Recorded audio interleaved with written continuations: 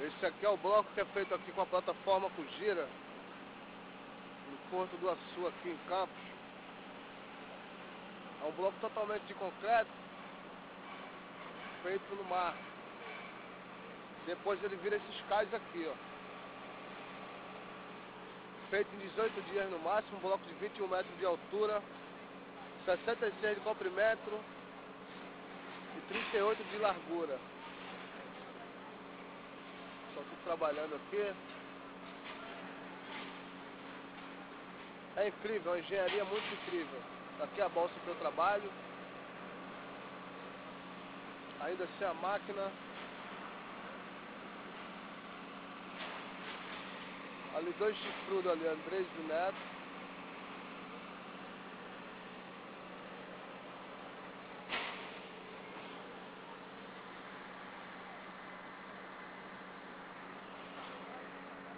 Ali outro chifrudo.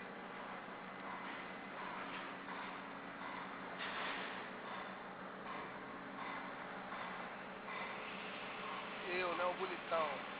Das codangas. Ei, me filmando, hein?